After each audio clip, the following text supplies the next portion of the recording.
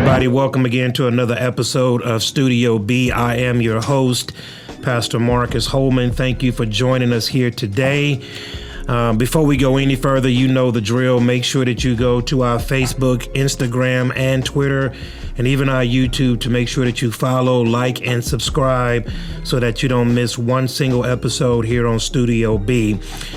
Today I have in the studio a very special guest, Miss Maggie Johnson, certified Christian counselor of ACBC. Does a lot of Christian counseling, does a lot of interaction with young boys and young girls, and is a faithful member here at the Church of Bethel's Family. And so, Miss Maggie Johnson, thank you so very much for joining us here on the set of Studio B. How you doing today? Wonderful, and thank you for having me. Absolutely.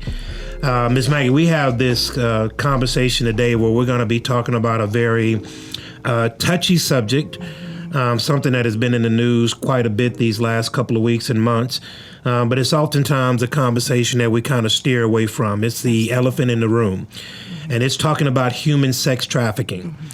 And so today we're going to kind of get a 30,000-foot view about what that looks like, what are some of the signs that we need to be looking for, and how do we actually deal with this whole sex trafficking industry? I was looking at something that said that human trafficking earns on a global market $150 billion a year. Yeah. And $99 billion of that comes from commercial sexual exploitation. Yes. 71% of all human trafficking victims are females, but now there's coming a rise now where 29% of those caught in sex trafficking are now boys, males. Absolutely. And it is a phenomenon that many don't want to look at, but it is on the increasingly rise. So let me ask you, as somebody that deals with in counseling sessions this topic on a daily basis, what is the actual definition of human sex trafficking? You know, according to the U.S. Department, has described or to define trafficking victims as human trafficking is the act of recruiting, harboring, transporting, providing, or obtaining a person for compelled labor or commercial sex acts through the use of force, fraud, or coercion. So that last, we can oftentimes see the first two, forced. We can see how somebody is forced into that particular lifestyle against their will. You're talking about pimps and guerrilla pimps and, the typical pimp that would, beat his girl up and then send her back out on the street. But that last one, coercion, is a very interesting one. Let's explain a little bit about what the coercion one looks like. Well, this is the grooming process. This is the process where I'm promising you something. It is where I have a hidden agenda. For instance, in schools and various sporting events, what have you, they may have someone that is have watched you for a while, have learned your fears, learned what you like, learned what your goals are in life. And so they begin to approach you with that agenda in mind, saying, I'm just going to become your friend. I'm going to become the one who is an avenue to your goal. And so that's how the relationship starts. So you mean that there are people actually in high schools, we call them scouts, and they're sitting there and they are looking at the lay of the land and they are identifying certain kids who fit a particular demographic, isolated or whatever the case may be, and those are the kind of kids that they go and prey on. You know, you look at it just the way a scout goes out and gets someone in football. They're going to watch you. They're going to know more about you probably than people who just hang out with you about, because they have that goal in mind. Yes, there is someone that is actually watching you. There's someone that has a lot of times what happens is a trafficker has gotten in touch with a buyer, and this buyer has said, okay, I want this person, and I want them to do this, this, this. So they send the scout out, look for that particular person, and that scout can be anyone. It can be the cheerleader. It can be a teacher. It can be absolutely anyone.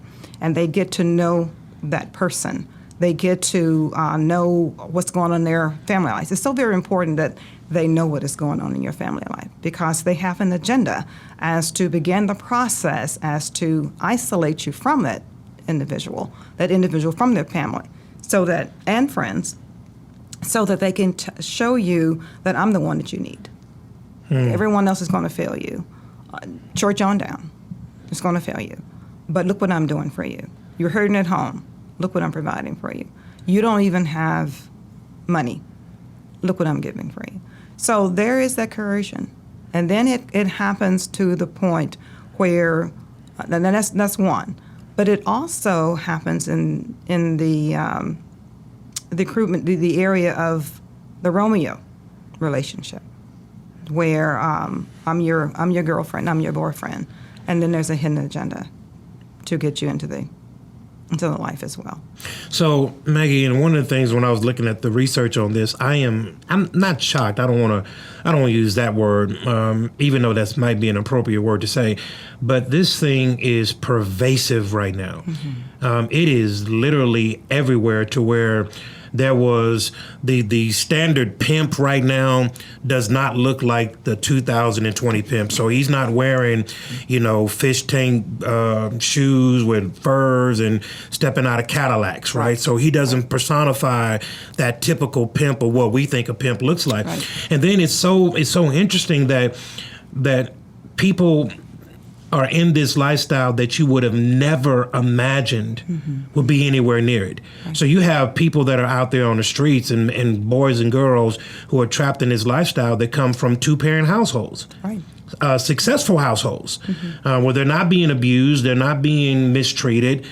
So the net of this thing is so broad now to where it is encompassing every single area of our life. And here's the sad part that I want you to speak on. It's even pervasive in the church, where our kids are being targeted inside of the church.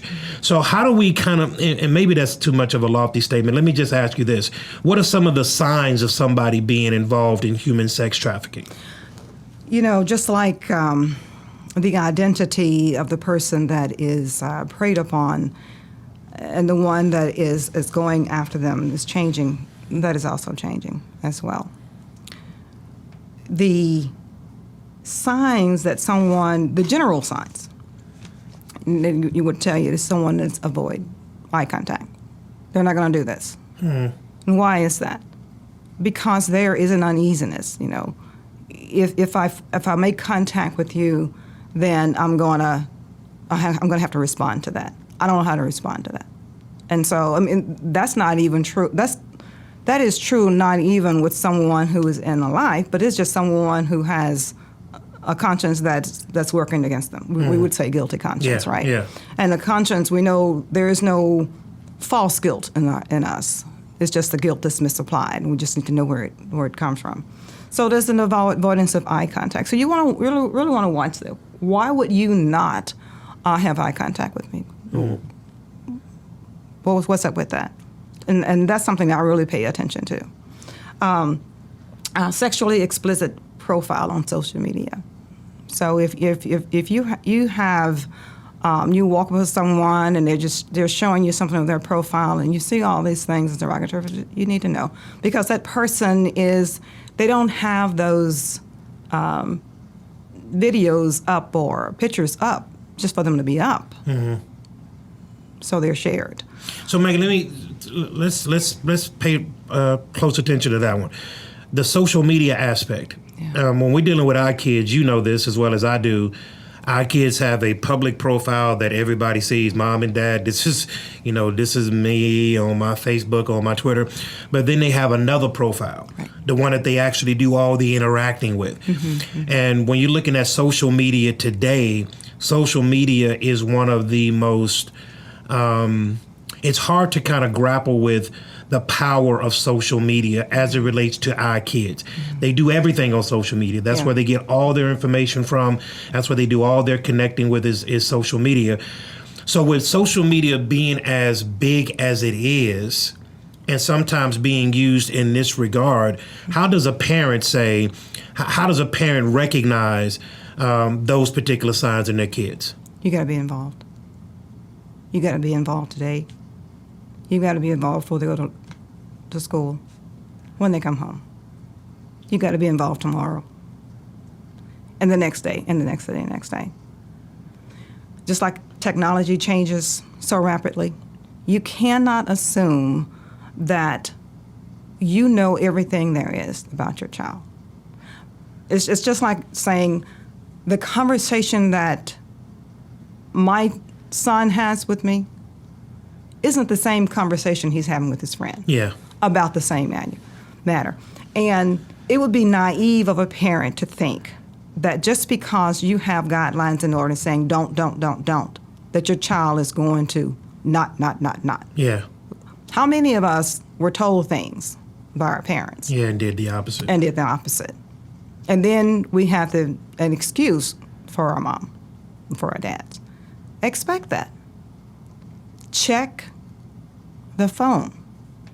Now, don't be someone like me that if I have to put a code on my child's phone, I got to go and ask them, how you put the code? Why do I put it on there? Yeah. So you want to stay involved. There is absolutely no excuse. If you're going to allow your child to have a phone, then no, when www, World Wide Web. Mm-hmm. So what are you saying? You have access now to the world. But look at the opposite side. Doesn't the world now have access to you? That's exactly right. Do you really want the world to have access to your child without them having the wisdom on how to handle all that information? This is what causes us to be over-processed in our mind. You know, we disconnect because it's like, well, I don't know how to handle that. I don't know how to handle these things. Our children don't know how to handle all the information. Mm-hmm. I mean, my email thing now is at 1900 because I got to go through there and look at the information that I need to respond to. And these emails are coming in on an average about 150 per day. I don't know how to handle that. Mm-hmm. I mean, I don't know how to handle this. So if I am 17 years old and I am dealing with all this increase of information, how do I handle this? So remember that. So Maggie, so let's speak to this parent right now, because I think a lot of parents just simply bury their head in the sand because the information is so much. Nobody wants to think about their child ever being involved in that life, whether forcibly or being coerced. You know, we create this picture of what our family should be, what we want them to be, and then we try our best to make sure that we paint that picture. And so a lot of parents have this understanding that I'm just going to bury my head in the sand. And I understand that because that's a safe response. But because this thing is so pervasive, and we don't have time on this podcast to really dig down into the wells of how deep it goes, but human sex trafficking is absolutely rampant in every aspect of our lives. Mm-hmm. And in an age where we are glorifying sex and we are doing this and we're doing that, we're pushing the envelope a little bit more over here, we're pushing the envelope a little bit more over there. Just recently, and I shared this with you in our pre-talk, that 3 weeks ago, California just signed a bill.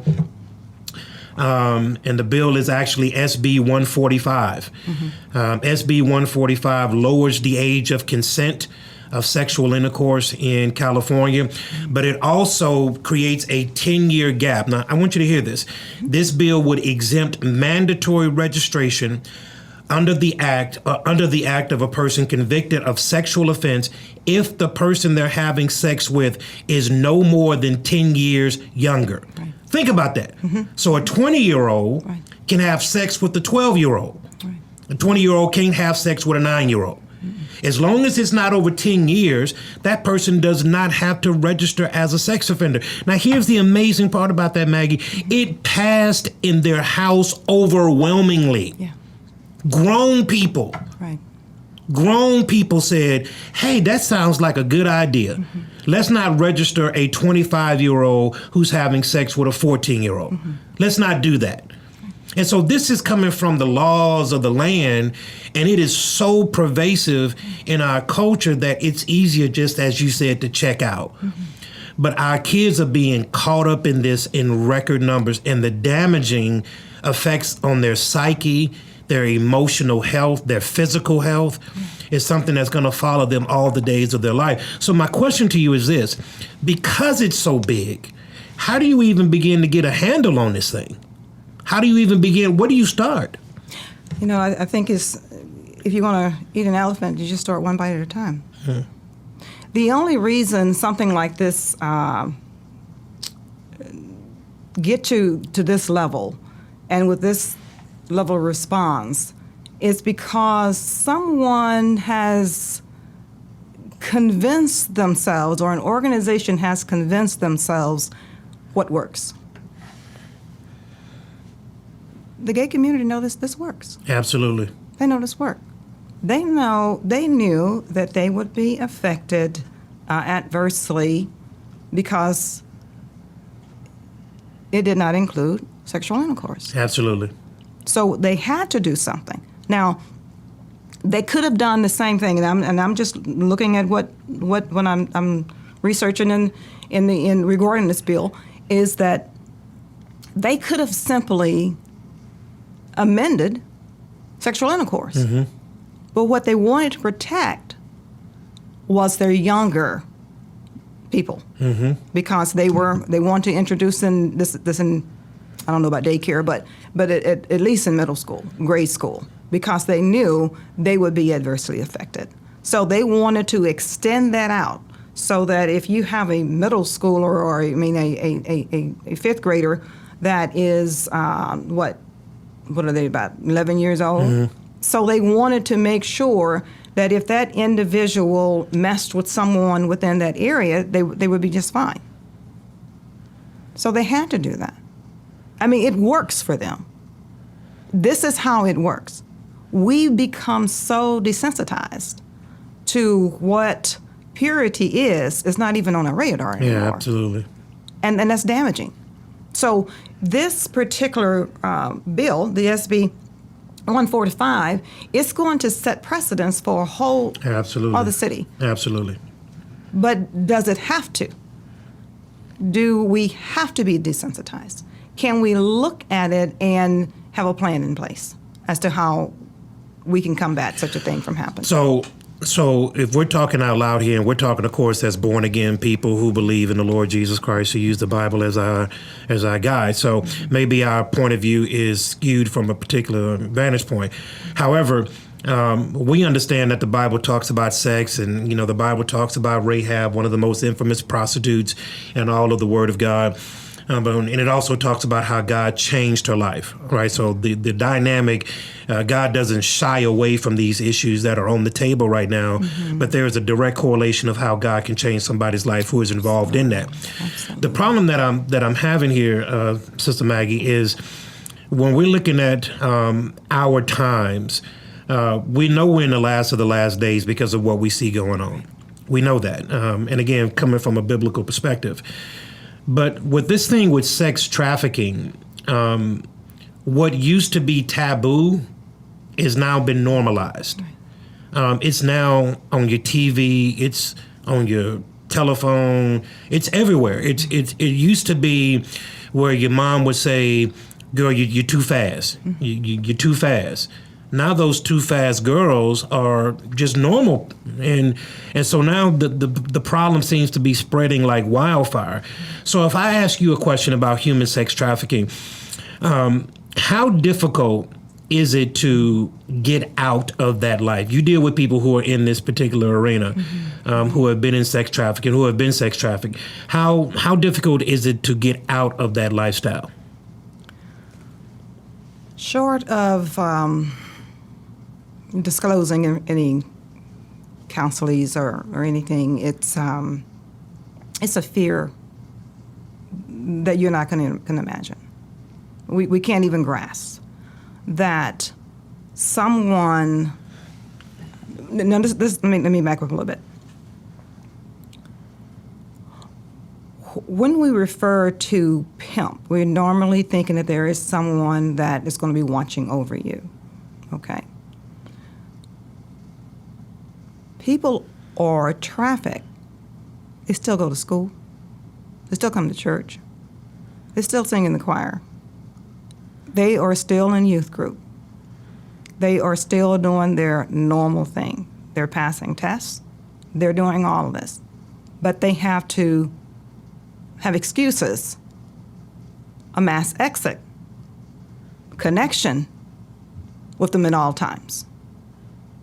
So for them, the number one fear is to be out of the range of the trafficker, and then the consequence of that. So can you imagine that if Sister Holman didn't know where you were, and immediately she was going to serve you divorce papers, and you just simply left your phone there for a minute, and you've got a child that has a full grown male in their presence at all time, and they are taunting them. This is going to happen. And you see it. They're being beaten up. It's a fear that is immeasurable. An individual that is coming out of human trafficking has got to have the strength of Almighty God behind them to get out of it, because their life are in danger. Their family life is in danger, or anything else that's connected to them is said to be in danger. So it's a fear, unbelievable. But those who press through are determined that they are willing to die. Some are saying, if this doesn't happen, then this time I'll kill myself. Or if it, and then some definitely don't go to the church.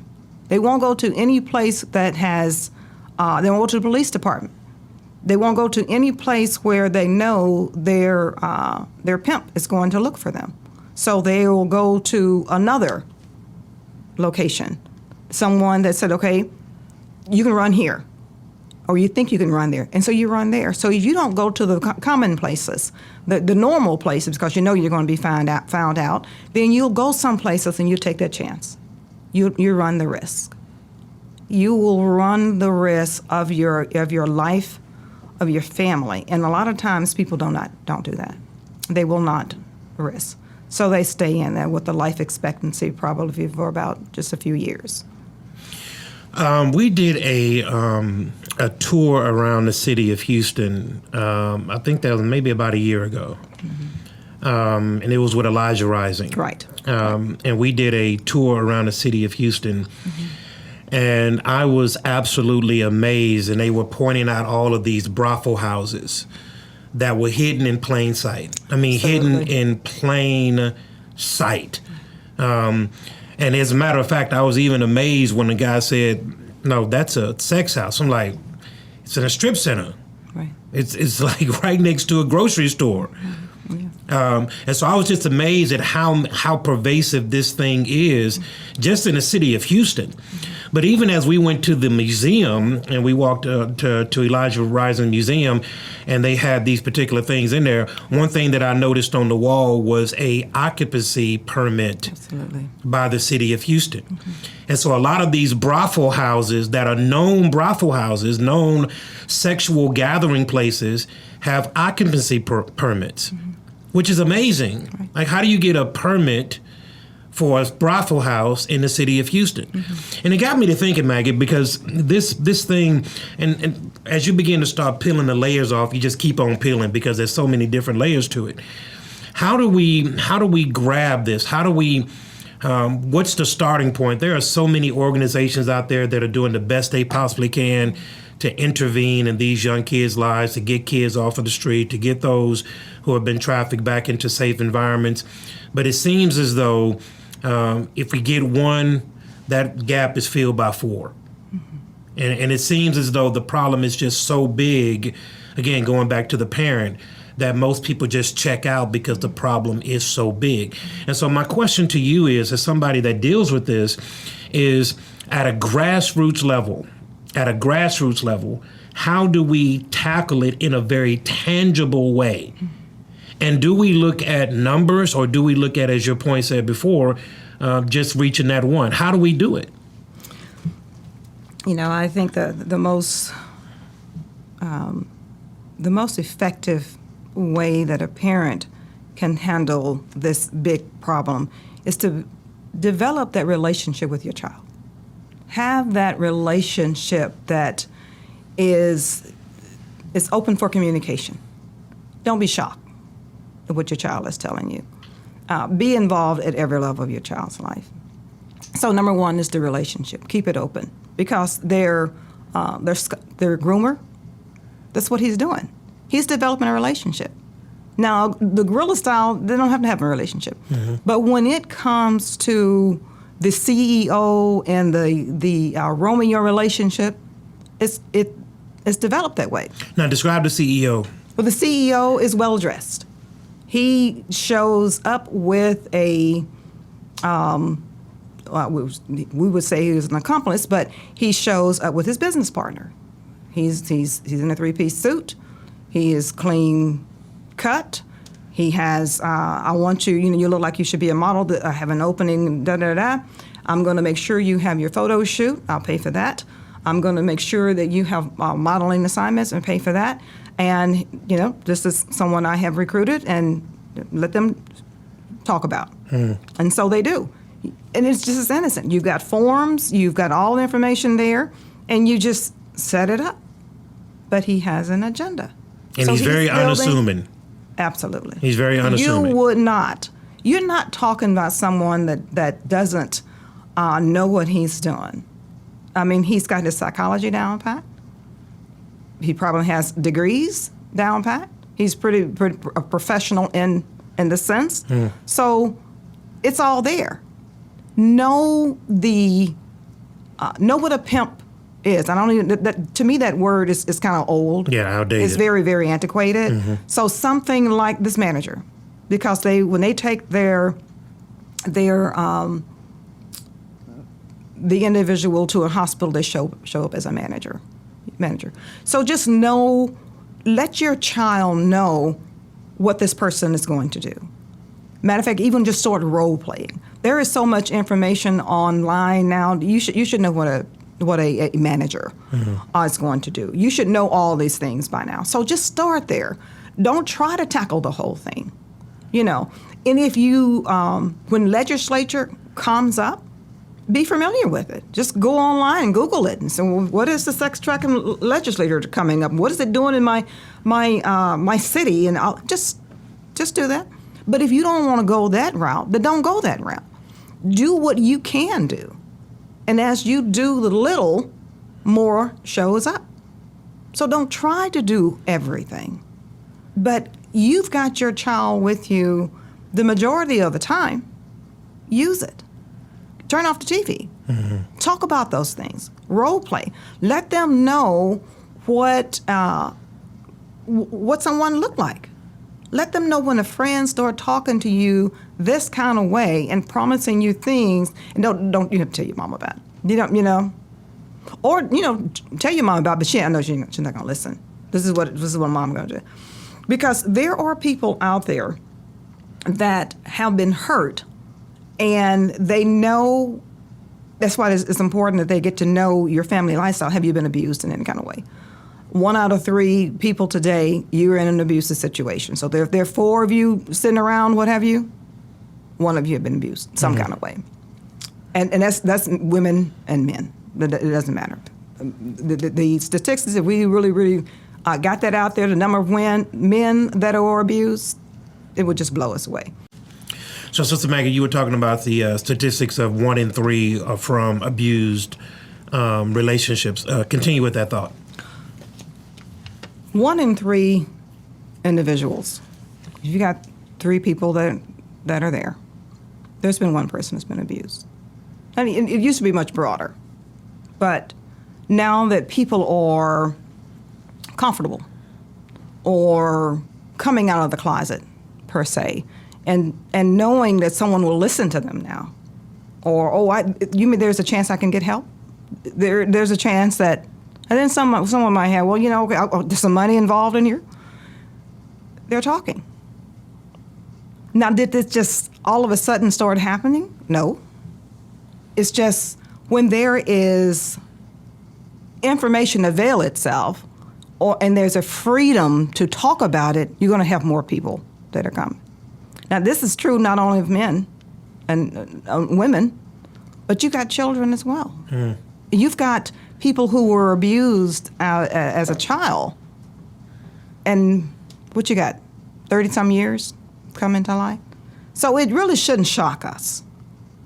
But you asked me about that, what is a parent to do and what is anyone to do? Do I talk about that? Okay. When it's overwhelmed, I mean, you got this great big old elephant that you got to eat. Start at the level where you can say, what can I do? And one of the things I have learned as a counselor is to know that there are so many individuals out there that have been abused and that are being abused. And now, as a mandatory reporter, if I know you're being abused, then I've got to report that regardless. But I'm going to help you in the process as well. So if there are 1,000 people out there, do I say, okay, out of these 1,000, I just can't do anything. I'm just going to hang it. No. Do what you can to that one person. My efforts matters to this one. Then it matters to the next one. And every time I glean a little bit more on how that person was helped, I use that information and I bring it into the next session and I help that person. And then it just keeps going and it keeps going. It really is something. God is just so amazing that when you start to think about his power and you think about only 12 men minus one, he's someone who's going to be got back in, but you think 12 men, and you're going to do what? So you've got 12 believers with 12 people, maybe minus one. Isn't he smart? Do the one. Do the one. And then more will come. That's all you do. God isn't saying you're going to eradicate all these things. He is just saying, just be faithful with it. And that's what you do. As a parent, just be faithful with that child. I mean, unless you got maybe 20, but be faithful to 20. Whichever number I gave you, be faithful with that.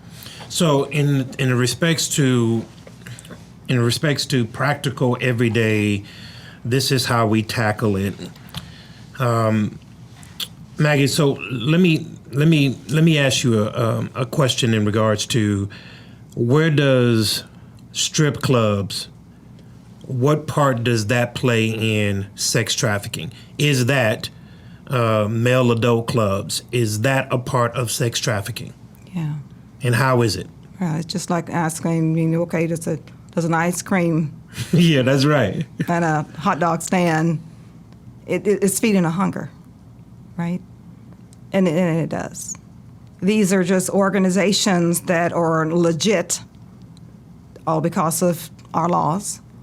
They are legit for a reason, and it's because someone is profitable.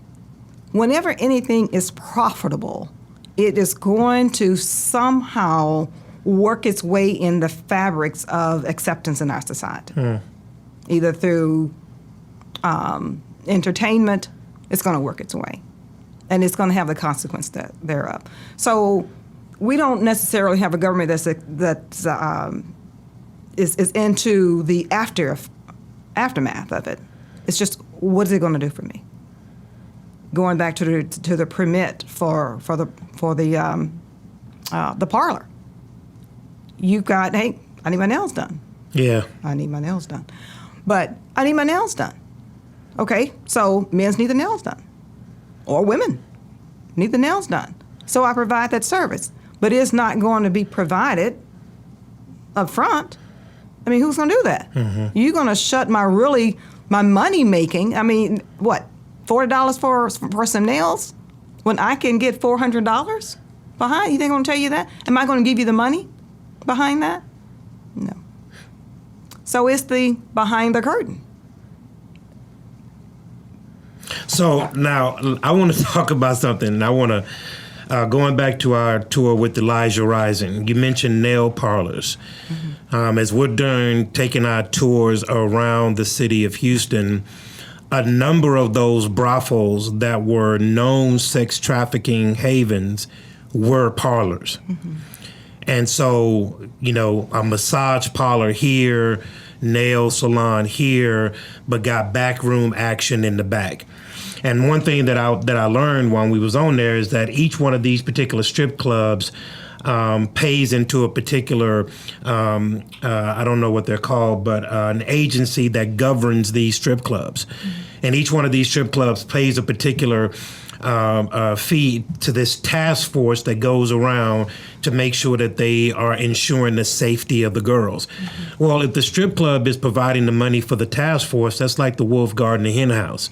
And so you got all of these layers of corruption. When I go into a known brothel house and I see a city of Houston occupancy permit on the wall that was signed by the city of Houston, and in the same time, I know that that is a brothel house where sexual acts are being performed, we have all these different layers that are hitting us all at one time. And oftentimes when you see behind the scenes, you see kids and young adults, young girls, young boys who are being brought across the border from other countries, who are being infiltrated into this life, who are in the forced aspect of it. But here's what I want to ask you. When you have that person, do you have somebody in the sex trafficking industry that wants to be a part of that industry? They're not forced. They're not necessarily coerced. They want to be in that industry. Do you come across any examples like that? Well, I have not had anyone, no more than once, that has told me that that's just what I'm going to do. They do.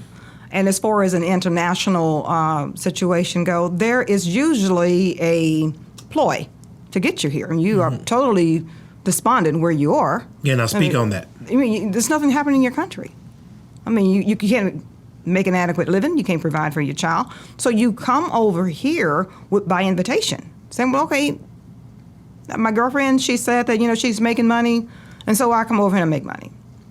My papers are in order and everything. I'm coming over so I can send money back to my family. I'm doing all these things right.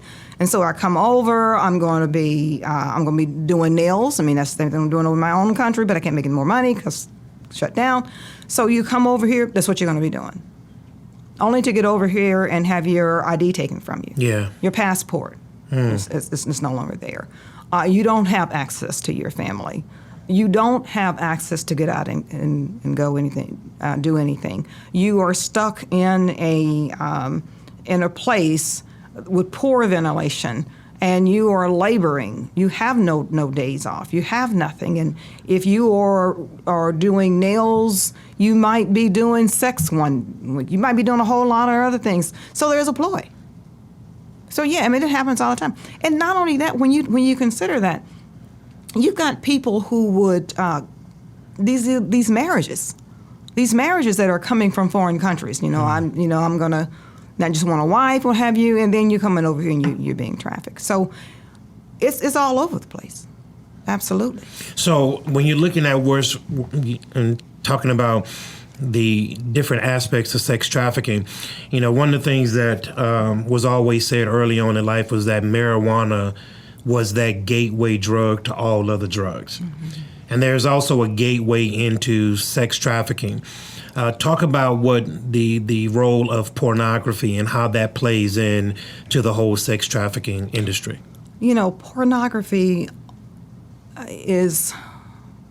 it operates of a void within us and a brokenness within us.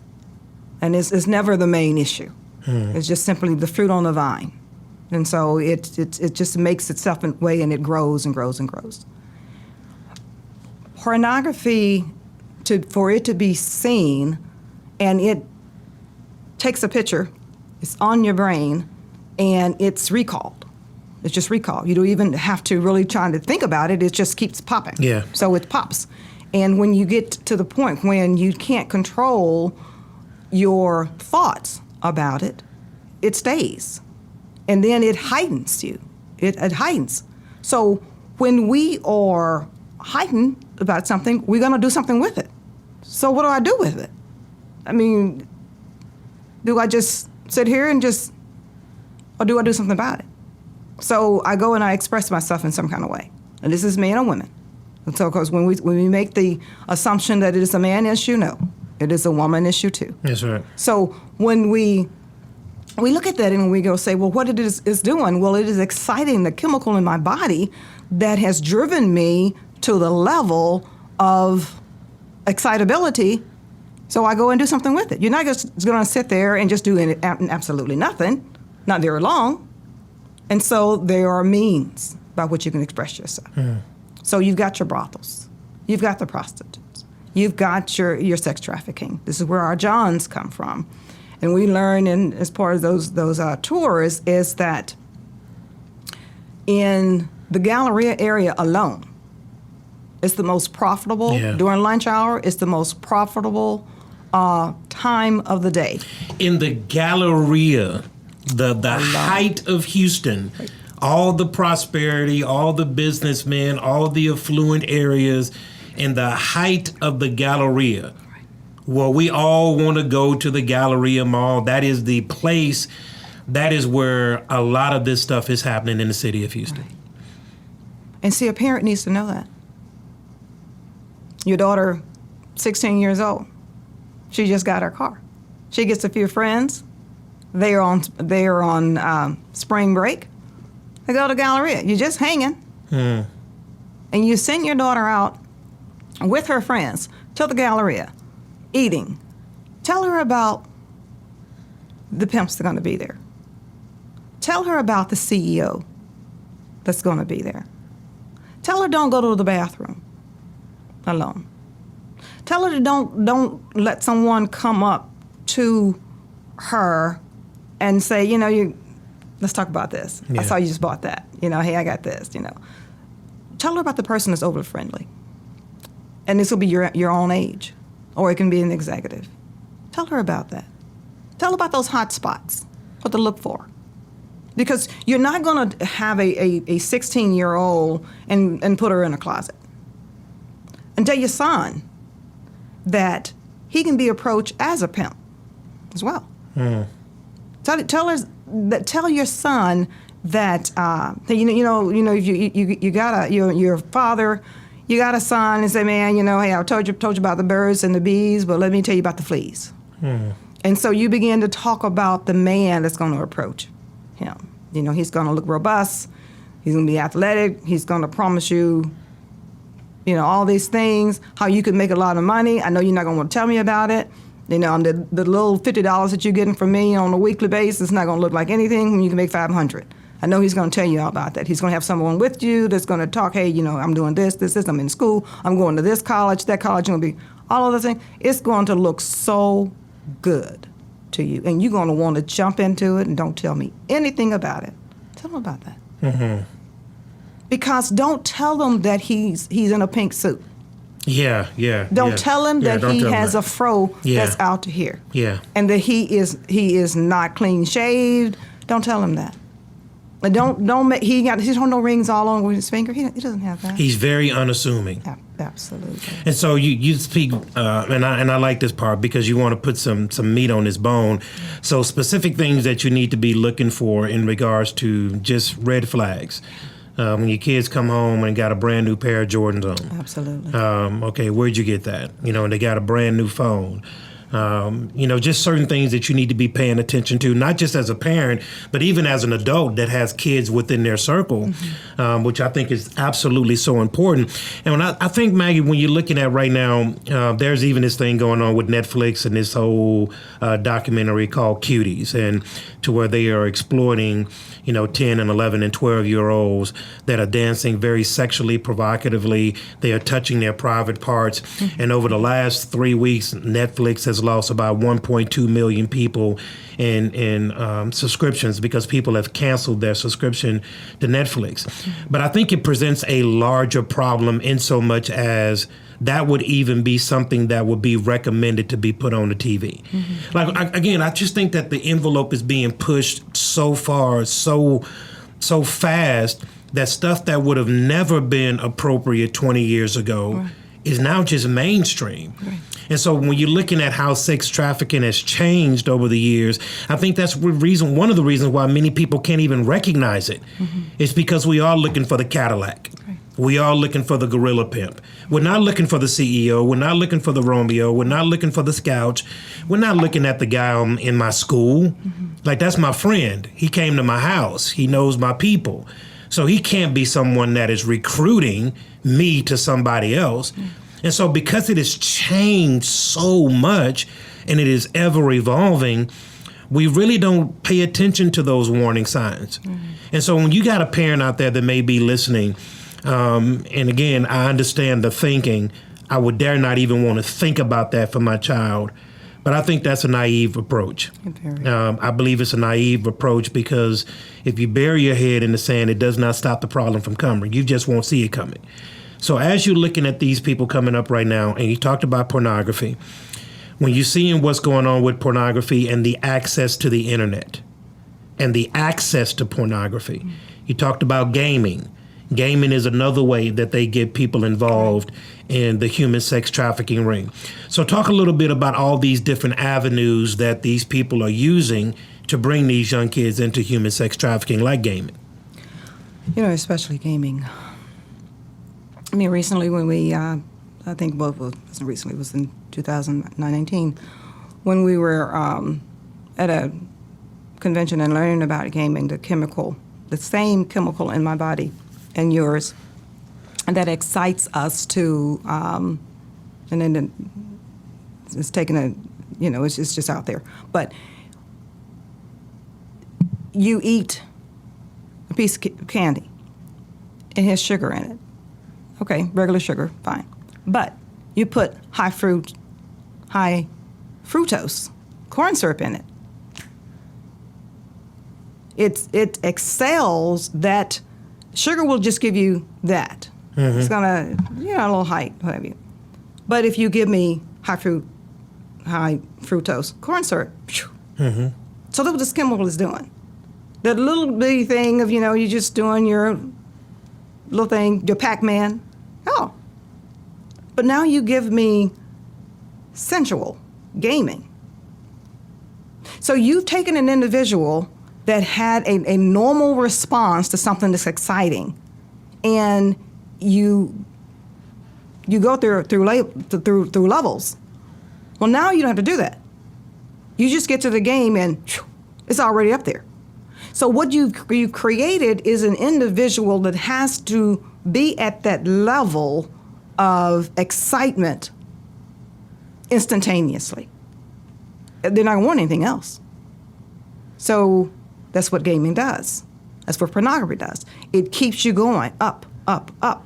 It's that master that you will never master.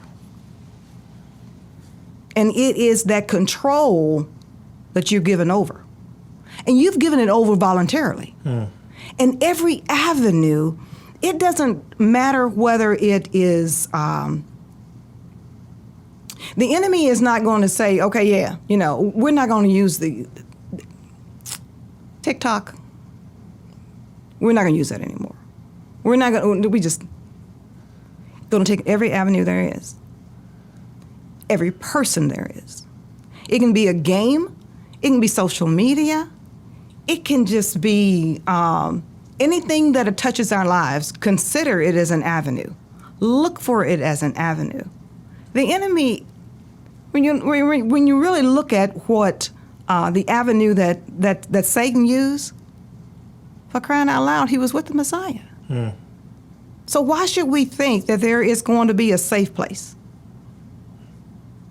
Wouldn't it be naive?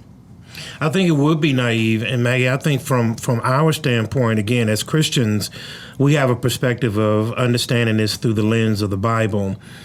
But I think that there needs to be a broader look at this, and not even necessarily from a Christian standpoint, but from a decency standpoint. All right, so you're looking at the progression of all things. Like when you're looking at gaming is now interactive.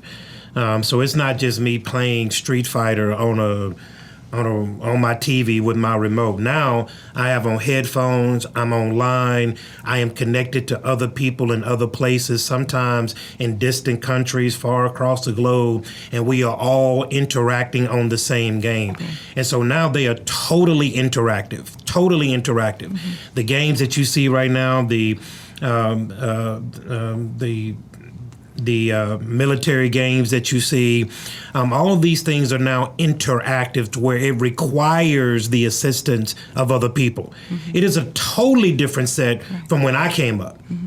Donkey Kong, Pac-Man, all the things that we used to do, that's just me and the screen. Right. It is not that way anymore. It is totally not that way anymore. And so when you're looking at young people right now that gather 70% of their information off of social media, the first thing that 42% of all young people do when they open their eyes is check their social media. Right. The first thing they do is grab their phone and check their social media. And so we're in a place right now to where we are being inundated by all these different mediums. And it's hard because I think one of the things that we can do as a grassroots level is begin to educate. Let's start talking to these parents and say, hey, start looking for these signs. Right. When your kid is in their room all day, they never come out. Right. Every time that you see them, they have that phone in their hand. Take that phone away, they have a fit.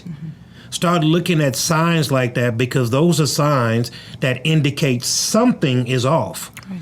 And so I think by educating people, especially to the signs of somebody being involved in that area, and even giving them, hey, look for this, look for that. Like you said, when you're out with your friends, talk about that guy when he comes up. So when he comes up, you'd be like, oh, my parents told me about him. I recognize him. I'm not caught off guard.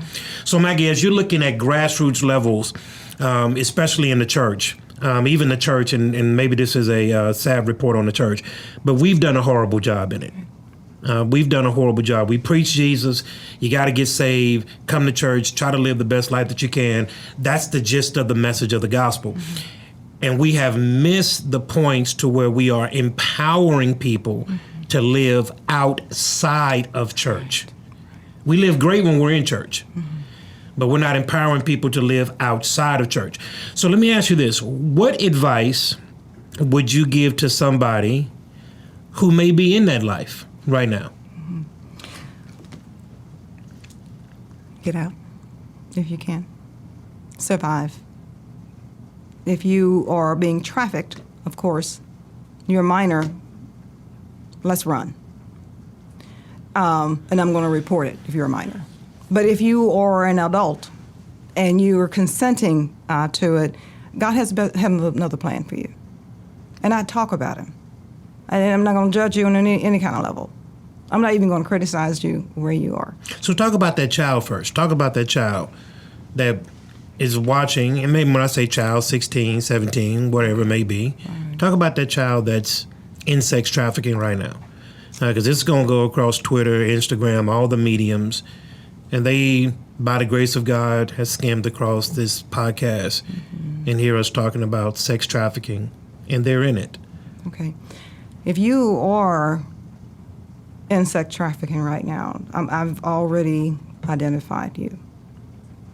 Know that there is hope. There is hope. And the way you're going to get out of it is going to be the opposite of how you got into it. If Romeo came, and if the CEO came, and you're there, he told you a lot of promises. And they were so real, and they made so much sense. They even sounded like it was God talking to you. You finally had everything, but you realize that the price that he offered and the price that you had to pay were not the same thing. You've given him a chance. Let's give God a chance now. Let's see if he has another. Let's see what that looks like. Let God be a part of writing the other part of the story. You're 16 years old. You're in it. You've been in it for a few months.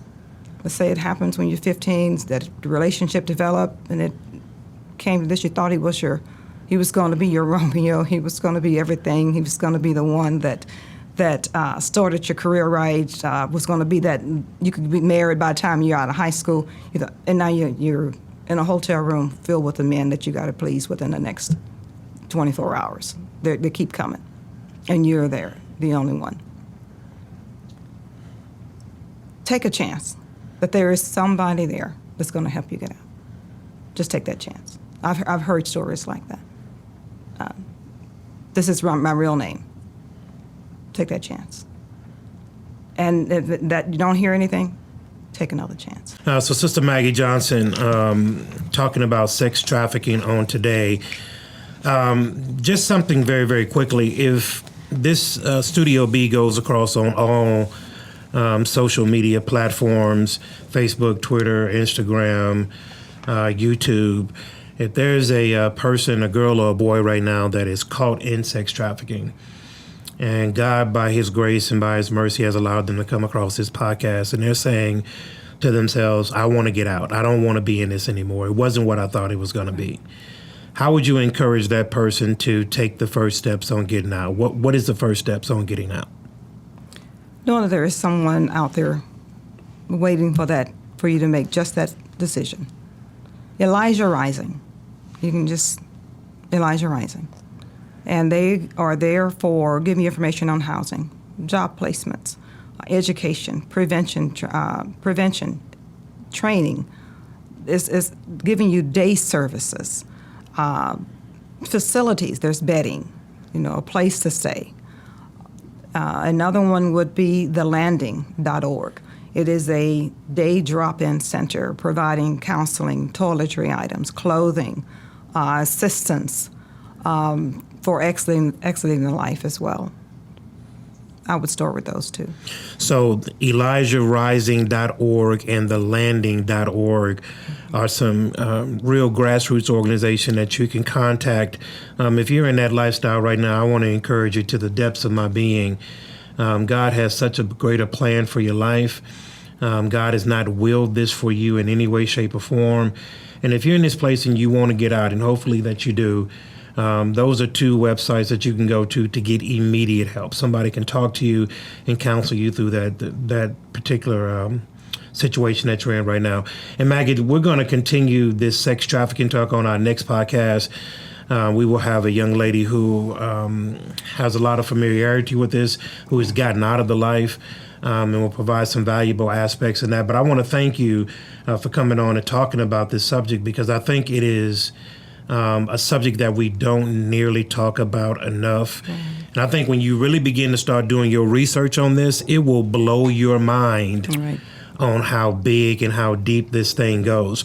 But I want to thank you for joining us, Miss Maggie Johnson, certified Christian counselor here at the Church of Bethel's Family. Thank you for your work, your service, and your dedication to the Lord and all that you helped in and through your ministry. And I want to thank all of those for joining in for another episode of Studio B. Make sure you go to Facebook, Twitter, IG, and our YouTube. Like, subscribe, and share so that you don't miss one single episode of Studio B. We'll see you next week.